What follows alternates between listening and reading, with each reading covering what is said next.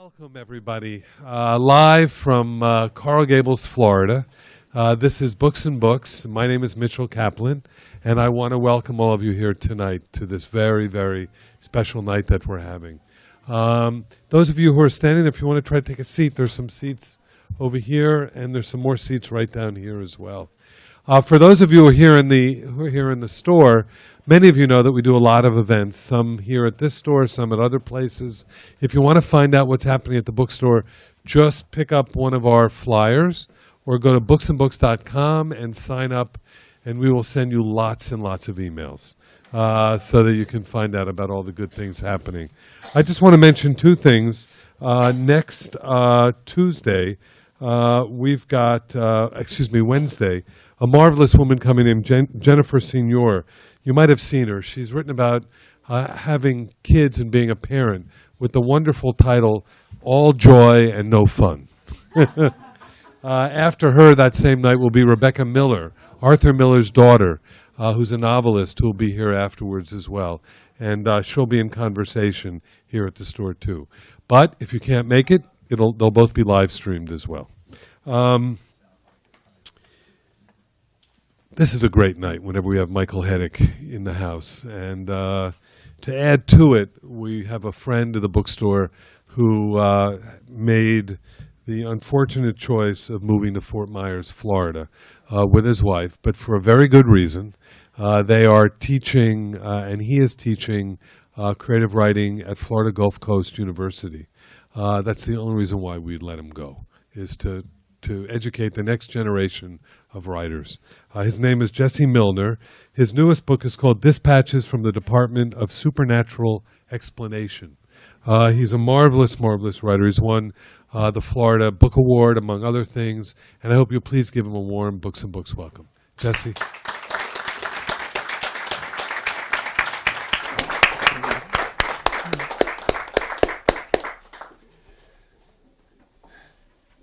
Yeah. Do I have one? Okay. I don't know what to say. I love Michael Hettich. I love his work. And the last time I was here when he read, it was just like this.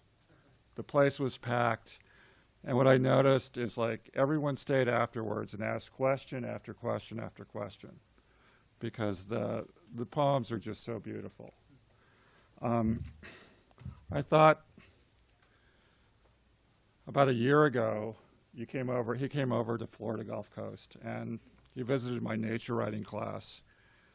And we went out in the woods, and he read in an oak canopy. He read his poems in an oak canopy. And I thought, what a perfect place for Michael Hettich to read. And now he's going to do that thing where he turns into a bird and he flies off, into the cabbage palm. And but it was there was just something really lovely of just being in the woods, being beneath those old oaks, and listening to this guy who is like part bird, part something that isn't like the rest of us, really. And so what I'd like to do now is, like, I've recited 12 poems that you inspired me to write. It'll take about an hour, and I'll read. Could I just read? I found this thing online. A statement of poetics. And I thought, and I read it to Lynn, my wife, and I said, this is really, really, this is it. This is Michael. And so I thought I would share that with you, and then we'd let him read, and I'd shut up, and that would be good for all of us. Statement of poetics. Statement. My poetics is simple. I strive to write poems that sing, poems that sting and surprise while maintaining a steady gaze on the world as it actually exists. I aspire to write poems of luminous strangeness, poems that remind us of how unfamiliar the apparently familiar is. I believe in the practice of writing as a way of life, and as much as I try to write every day, and as such I try to write every day, I value all kinds of poetry, all interesting contraptions made of words, and I love that, contraptions made of words. I reject only those poetries that claim exclusive validity, centrality, or access to brilliance. I dislike the Puritan mind in its every manifestation. I believe that poetry is an essential act that every waking creature engages in, knowingly or not. But I also love poetry that understands itself as a song. I love to walk all day, to lose myself in walking. Walking of that kind is central to my practice, as all my thought rhythms and line rhythms and sense of narrative come from the saunter, so to speak. And I love the leaps we make in ordinary conversation, especially when the land we are walking through is this beautiful. And his land is very beautiful. I can't wait to get into it. Thank you. Thanks, thank you. Good, I don't need to use the microphone. Oh, I have a microphone. Okay, good. You can hear me fine? Everybody's good? Okay, good. Thank you, Jesse, thank you so much. That was beautiful, and I'm really humbled. I mean, it's wonderful. Just thank you. That's all I can say. And thank you, Books and Books. You know, we moved here, how many years? 30 years ago or so? And when we moved, we were moving from Vermont, and we thought, what the hell did we do moving to this place, Miami? Why did we move here?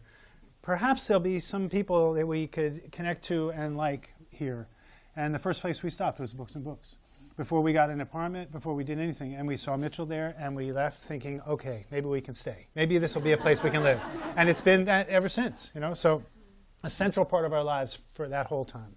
And also thank you, Oh Miami Festival, for everything you do for Miami. And thank you all for coming. So without further ado, I will read some poems.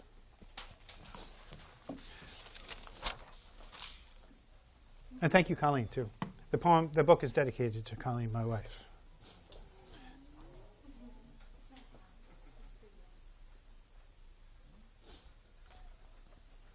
The Jam.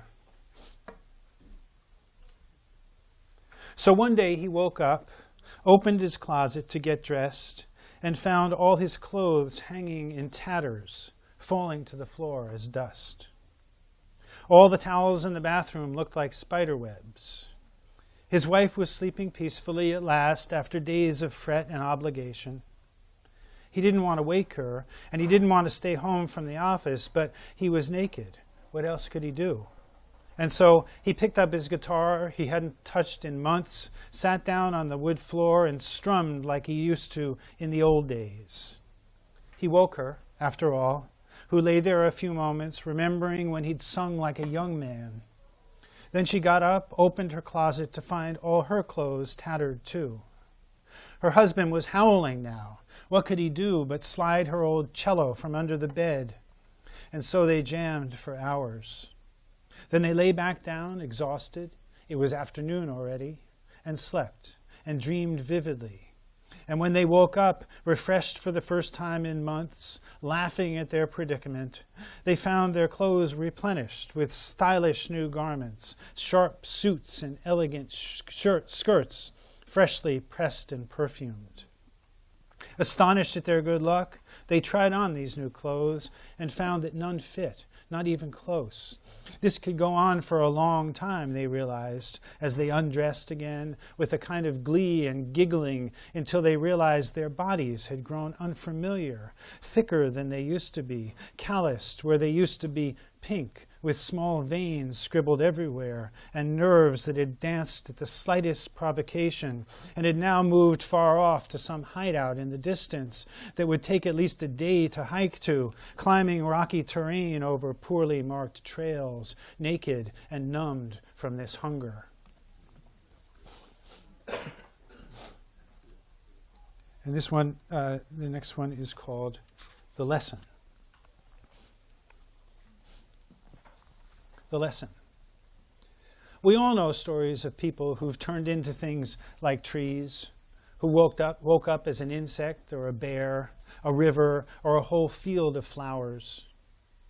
And of course we've heard stories of people turned to ashes and snow falling, snow covering the ground in deep drifts we could tunnel through, almost disappearing there. One winter, the snow was so deep in our town, we had to climb out our windows and up to the surface, a vast expanse with just the top branches of a few tall trees sticking through. If we fell through the crust, we might tumble through the white, too deep to climb back out. There were birds in mid-flight there, and dogs standing still as though the snow had caught them in a flash. But when the snow melted, years later, everything returned to normal, though the rivers were swollen at first with dogs and debris.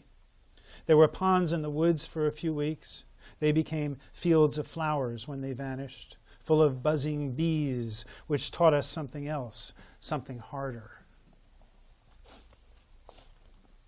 So, a lot of these poems I don't have much to say about in terms of introduction, but this one I do. It's called The Prayer, and it's I guess as with many of us, my father was was kind of a mythic figure to me, a person who I looked to try to understand things, and who didn't give me much information about how to understand those things, but who moved in ways that was very interesting and haunting to me, and in response to whom I think I created my own sense of self. So this is a poem about that process, I would say, and it goes like this. My father, it's called The Prayer. My father whispered to himself in the morning as he walked around the warm house, balancing his coffee, before the rest of the family had awakened. There were geese and seagulls outside in the snow, and he watched them for a while from the living room window, while the train in the distance moved off toward the city, full of men like him, reading newspapers. Sometimes I woke too and stood unseen behind him. The house was still sleeping. I was trying to hear what he said in the half-dark before he went upstairs, still talking to himself like a prayer to get dressed for work. There are bare trees in the words I'm speaking here now that stood in that backyard trees full of winter birds he would scatter stale breadcrumbs for sometimes as they gathered at the suet he had hung for them there. And I could have climbed those trees in that backyard in spring and sat very quietly and almost disappeared, at least for a while. But by then I was full of silence, like my father must have been, and needed to whisper all the time. I had to drink a little drink. And here's a poem called Kissing My Wife in the Darkness.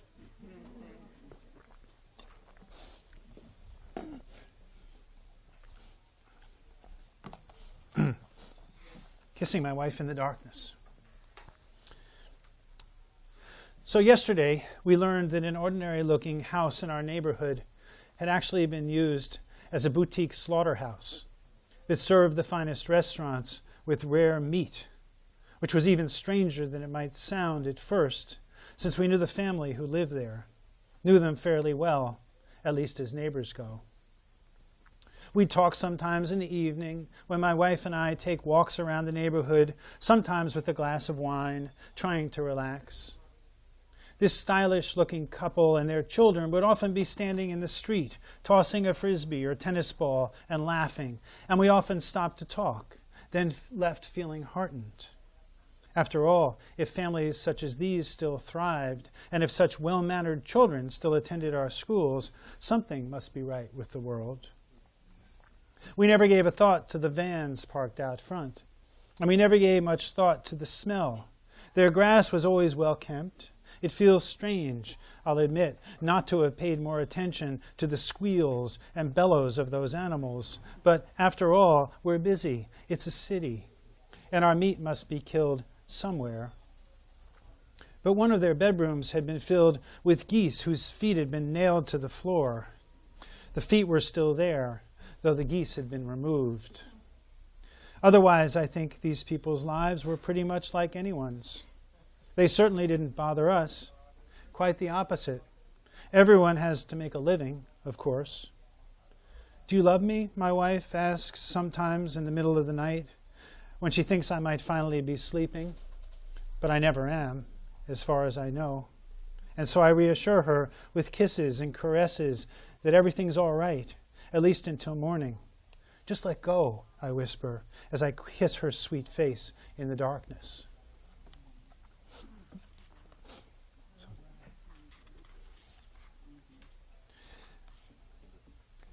So this book also has a number of poems that work differently than those, and again, there's not much I need to say about them because there's not much in terms of where they don't come from particular incidences in my life or anything of that nature. They just come from the practice of writing. I mean, really, basically, that's where they come from. And this is called the measured breathing. The measured breathing,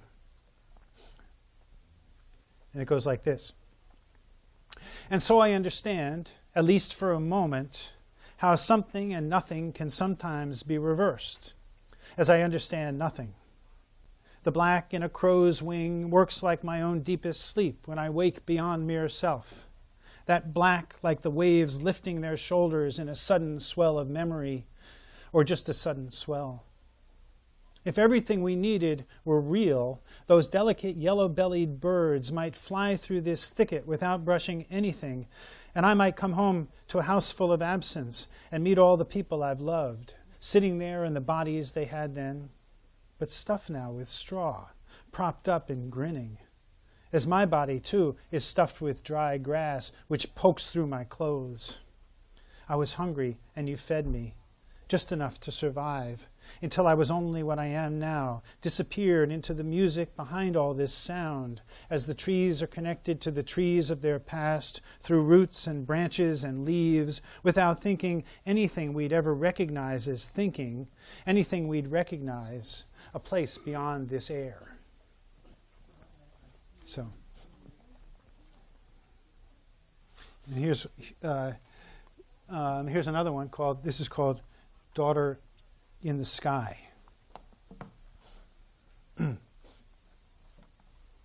Daughter in the Sky. That story of a ladder found propped against the air by a young man out walking one brisk afternoon to clear his fuzzy head. That story of his looking up and shaking the ladder, of climbing up a little. The story of him telling his family what he'd found. The story of him leading his family to that ladder, daughter holding mother's hand, son held tight in the young man's arms. The story of their climbing so slowly it took all the light from the day to get there. The little girl crying until she found herself amazed, yearning to climb even higher by herself, while her parents stopped and stepped off into a landscape of silence to look up at the stars and their daughter still climbing. The story that develops at this point in a whole new direction of how that ladder fell, which is mostly the story of the daughter way up against the sky, who is still just a baby, really, although she'd learned many languages already, whose parents spoke mostly as grass or wind in the trees now, and didn't even seem to remember her at all, though she called out, climbing through the constellations and off across the dark, where no one could find her forever. So, one of the things I tried to do in this book, or in the poems I wrote that became this book, was write a little bit longer poems than I have done in the past. And there is a poem in here that's 10 pages long, so that's a huge achievement for me. I've never written anything nearly that long. But there are a number of others that are that are relatively long, certainly long compared to the poems I've written in my other books and in the past. And this is one of them. It's one of the shorter of those poems. Nothing like Jesse or Campbell or anybody like that, but it's like they're longer than my most of my poems. So here, I'll read you this in a sec. It's called The Problem of Analysis. Problem of analysis. The problem of analysis. It is a problem. And here it is. The problem of analysis. This city is so large, no one could possibly walk every street in one lifetime, even walking every day. In fact, this city has grown so massive, it might not even be a city, properly speaking, but more like the nerves and atoms in an ordinary brain of someone who happens to be sleeping, let's say. And if we could sneak inside her as she dreams, stilling our breath not to wake her, we might look more closely up and down the meandering alleys, peer along the hallways and alcoves of the buildings inside her. of the lives there, as now, through a half-opened window on the second floor, a young man sits reading. When his phone rings, he answers, distracted, looking down at the street, where a beautiful woman is walking a dachshund who poops in the middle of the sidewalk while she pretends to examine her manicure, which infuriates the young man, who tosses his phone and leaps through the door to the street to give her a piece of his mind, which makes this a good time to move in deeper into another neighborhood where an old man who looks like a dog in a bathrobe is pouring milk into a fish tank crowded with pollywogs, or to a public swimming pool where children are engaged in a race to see how fast they can drink all its water. At the bottom, something is moving. And one boy, a show-off, keeps jumping from the diving board, trying to swim to the bottom and touch that shape, whatever it is, before it lies still. On another street, trains full of feathers fly past waiting rooms. Someone gathers spider webs to make a violin, while caves are being dug in the ground behind the bleachers by girls who were cheerleaders before they grew moss. And still we move deeper, steadily, stealthily, growing harder to see as it grows harder to see ourselves anywhere, until we can't help becoming more like the trees and birds that sang here 1,000 years ago than we are like ourselves. Dear city of the inner life, until we are less than a smidgen of sap that might once have quickened a now extinct species of flower that smelled like the sky, deep in the layers and folds of our memories, where we're nothing like ourselves, where bees still gather pollen with a buzzing that fills the afternoon, wherever that afternoon is, and pollinate other long extinct flowers to make honey as sweet as this brief time we've been given to breathe. So,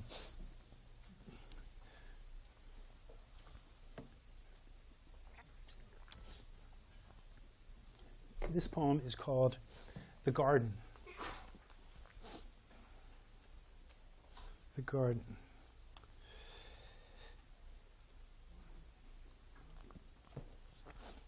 The Garden.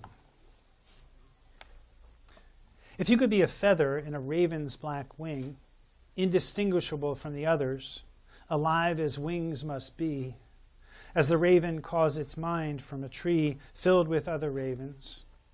If you knew the feeling of wind through that wing, if you could be the beak of that raven or the raven's eye, if you could be the way the raven, any raven, thinks, if you could be that thought and still be who you are now, sitting in an easy chair reading, if you could be the whole flock of ravens ripping the swollen carcass of a deer far from any town, if you could be the blackness of a raven at night.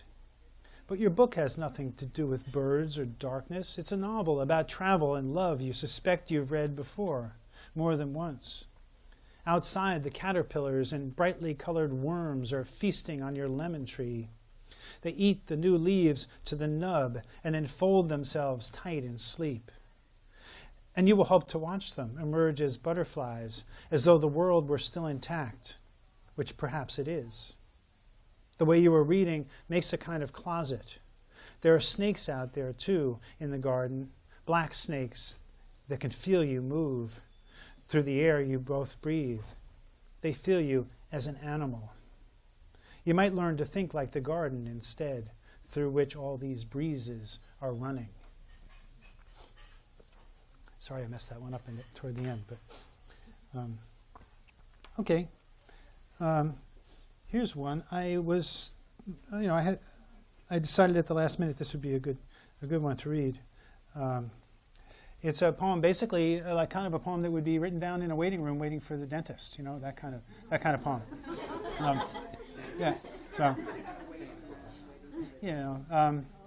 Yeah, I mean, it's pretty much, one of the things is that very few poems in this book are actual, like, experiences that I just wrote down. And this is, you know, sort of more or less one of them. Okay, so it goes like this. The Ache, it's called, The Ache. We don't mean to come to the end of our lives before they come to our end, but we do, she says, sitting there beside me, waiting for the dentist. And I nod as though I understand. which I do, but I don't say anything since my teeth have been aching. It's a small pain, really, but distracting, since of course I want to pay close attention to the butterflies we see in this season, flying wherever they go. I want to learn their names and habits, as of course I want to know the names of all the grasses, which birds are flying way up there, outside this office, specks in the sky. I want to listen to their songs, as though by listening I might reverse the direction of extinctions harrowing our planet, though I know that's only a dream, and a lazy one at that. Now she's fiercely brushing her hair, this woman beside me in the crowded waiting room, grunting as she pulls. She shakes her head and smiles at the air, getting strands of hair all over my sweater, as everyone else stares at the TV or leaps through ancient magazines. And when she starts humming, too loudly not to be trying to say something urgent, I look up from my own hands, there in that waiting room full of strangers at the end of the world, and smile as though that were enough. Of course, it's not. But she smiles back, just as my name is called. So, and there's another one I kind of think goes with that. Let me read that. It's called The First Day of Class. And we know what that first day is like, those of us who are professors and students, right? So here's the first day of class. The first day of class. I was thinking of starting a forest, he says, when I ask what he plans to do with his life after he graduates. If I did that, he explains, I would have to learn self-reliance, and I'd understand the animals. I wonder how many trees I'd have to grow to become a forest, a real one. The other students listen silently, and some even nod, as if what he said was something they'd considered too. But they've all told me lawyer or physical therapist, nurse or business person. There have been no dancers or even English majors. But this young man is serious, sitting there in T-shirt and baseball cap, straight-backed and speaking with a deferential nod, as though I could help him. As I've been explaining, I'm here to do, their professor. We'll form a small community, I've told them, or I hope we will, and we'll discuss the world. It seems to be raining this morning, though I'm not sure since this classroom doesn't have windows. It was raining when I drove in at first light, splashing through the streets. Some of the students wear slickers. Others carry brightly colored umbrellas. And now another young man raises his hand and says that, on second thought, he wants to be a farm, an organic farm, with many bees and maybe even cows and pigs no one will ever eat, that will live like pets. I love fresh milk, he says.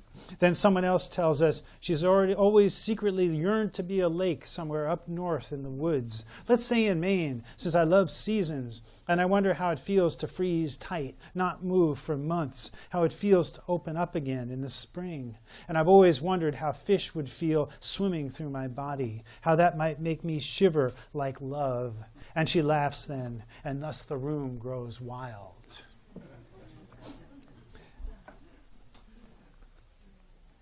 Okay, just a few more for tonight, and one of these is a poem called Elegy. Actually, the book has the main poem in the book is really an elegy, and it's that's the one that's a long poem. Here's a shorter one, and it's an elegy to the memory of, or to a friend of mine who I was very close with during high school. Who through moved away, got involved with all sorts of things that were not very healthy, and for many years would call me, on a Saturday afternoon, and I'd pick up the phone. It's this guy, and I'd be talking, and he'd be talking, and I'd be saying to Colleen, do something to get me off the phone, and I'm trying to, because he needs to talk, and I want to talk, but I can't talk all day, sort of thing, and then he died, and I felt I felt the sadness of the loss, but I also felt the sadness of my inability to be attentive to him when he needed me, or not fully attentive, So here's the poem, just a memory. It was just a memory of a time together, and it goes like this. Elegy, it's called.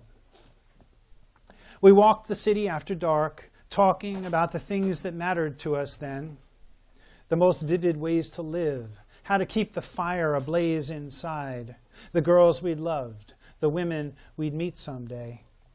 We might even build a house, we dreamed, with all our other friends, out in the country, Or maybe we'd move to some other country, away from all the clutter and flash. We smoked a joint and sat on a stoop and sang to the darkness. We'd decided to walk till first light for the mildly wild adventure of watching an entire winter night. Toward dawn, we passed a church looming in the darkness and stopped to admire it and heard someone singing inside, high-pitched and thin as the glow from the moon against those stained glass windows. We stood still and listened hard as flurries started. We watched our breath rise and mingle in the yellow light, the buzzing of the street lamps as loud as her voice. I wanted to sing back to her, but she would never hear, so I started to hum. You hugged me then on the sidewalk, old friend, in your pea coat. You kissed my frozen ears, my forehead.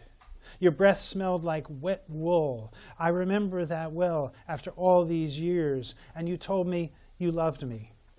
I said the same to you, though I couldn't have meant it. Did you? We were just boys.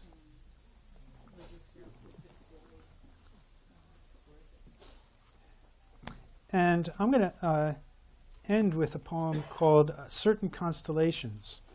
And it's dedicated to Jesse Milner, in part because I was pretty much going to get rid of it. I mean, I was going to ditch it. You know what I mean? It wasn't going to be one that I kept. And I don't know when it was, but you said I love that poem, and it became like one of the poems I really like in the book. And this is a poem that many people here who were many friends here could be in this poem, because it's really about sitting in the backyard or on the back porch of our house and drinking wine and talking. So it's one of the relatively longer ones. So it's a few pages. Be ready to drift off if it drifts. I hope it.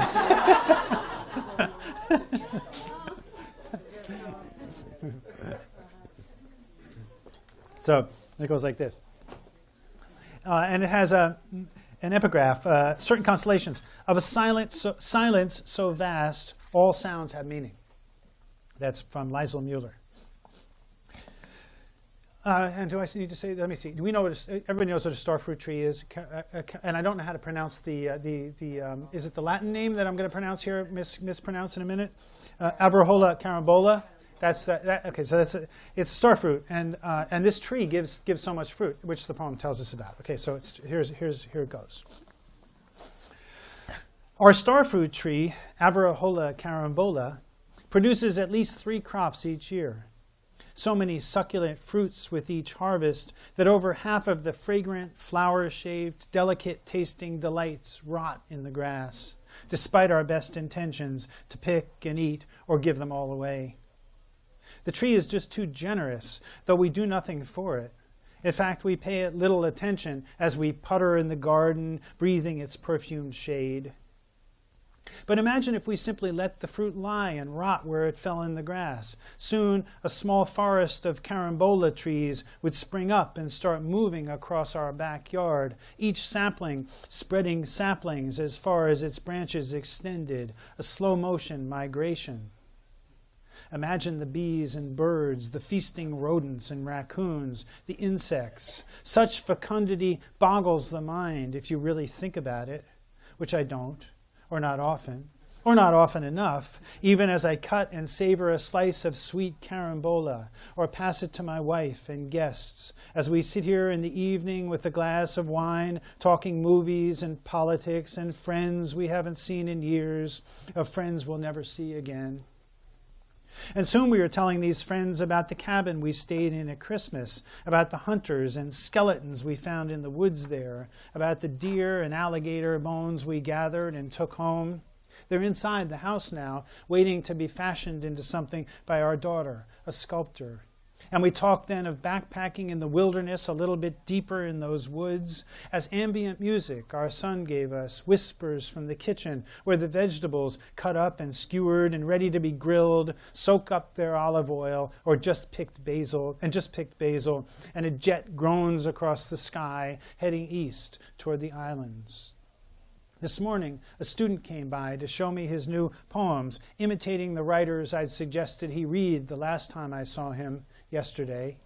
And he happened to mention in passing that since he has no electricity in his house, his mother's lost her job. He was staying with a friend on his couch. And when I asked him how that was, he said, "Fine, just fine," and shrugged dismissively.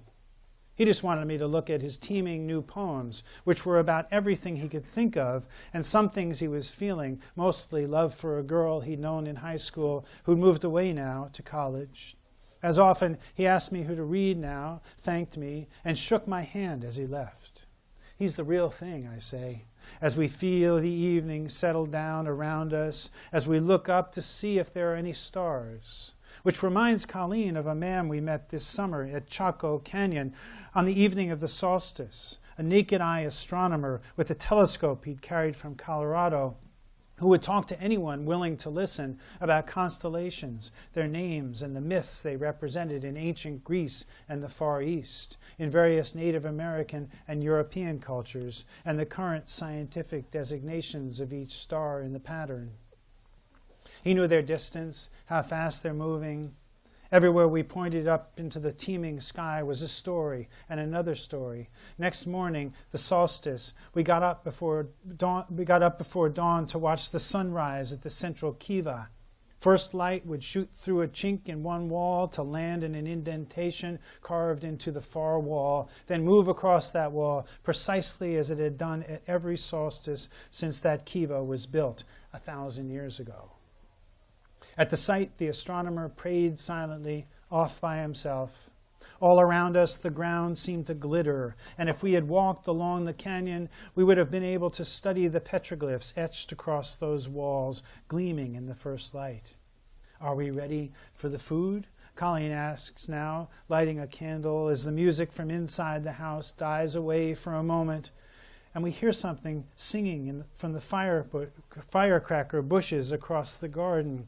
A creature none of us has heard before, a gentle warbling coo that sounds like any mother mammal watching her baby sleep.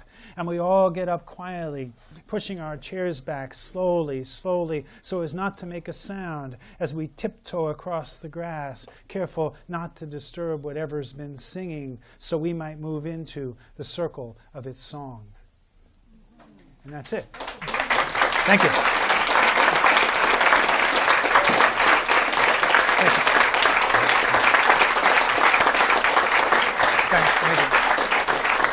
you. Yeah, sure. Thanks. Thank you. Thank you all for coming. If anybody has any questions, I would be happy to talk.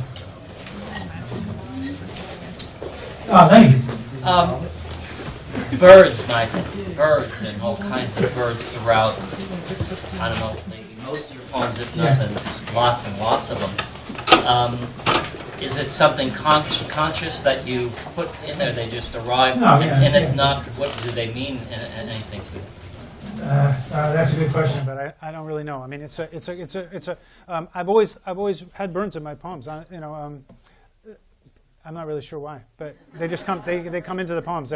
I'm sorry to give a bad answer to the question, but yeah, Barbara. I have known and loved your work for over 30 years, so my question is for Colleen.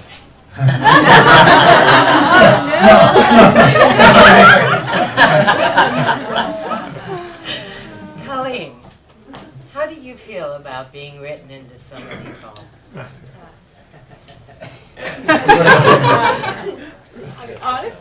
Honestly, it's wonderful to have our life chronicled. And of course, they're not all real, but some are. Yeah. But I remember the one time you read about the raging horse, and that was a real trouble. Yeah. Maggie likes me to read that one when I go to her house about the. It's like sometimes my wife turns into a horse and rages around. I call him. She didn't like that one, but it was. But I was also a snake in that poem too. Grasses and everything growing over you. Yeah. It's funny. Yeah. Yes, Ruth. How do you come about entitling your book? You get the poems together first, and then. Well, yes. In this case, there are two reasons I would say. One was there's a poem in the middle of the book that's called "Systems of Vanishing," and I always kind of look at which poem seems to have a resonant title that, that I like. but then I also I saw in the poems that basically pretty much every single poem in the book has to do with vanishing. And so the only one that doesn't really is the one I just read. Almost every other one is something like either it's an elegy or it's a poem about extinction or about how it feels to be getting older. All those things are just all in the poems. So yeah, that's how I got that title. What did you say? The cover. Who did the cover? Somebody, an artist. I don't know her. The university found her. So yeah, I usually hate that. I usually don't like it when the publisher chooses the title, but this time I like the title. So, I mean the cover. Any other questions? Any hard questions? Yeah. Okay. Good. I thought that the longer poems were especially strong, and I was wondering if you could talk a little bit about your experience of trying to move into those longer poems and some of the departures that they take. Yeah. That's a great thing to think about. Basically, for me, it was just not stopping at the characteristic place I usually stop, and not closing the poem, not letting myself close it and just see how far I could go. And it's almost like instead of revising back into a smaller unit, a smaller structure, I just didn't revise it back. I just kept going with it, and then. The longer one was just a story. I mean, it just keeps going as it just naturally went that way. But yeah, I guess one of the things I think I found to do was just associate something else and then go there and then go to something else and then hope it all holds together in some way. So, I mean, we just try what we try and we see what happens. Yeah. Ralph, did you have something? Actually, it was basically the same question about the length of the poem. Yeah. I don't know. I mean, I know people in this room who write extremely long poems, and they're able to sustain. It's just something I want to work on. I think for me or I wouldn't say for me. I think for everybody who writes, one of the things we try to do is to do something we haven't done before. So one of the things I was trying to do that I hadn't done before was see what happened if I wrote longer poems. So, yeah. Well, any other questions? If not, it's wonderful to have you guys come. Thank you very much.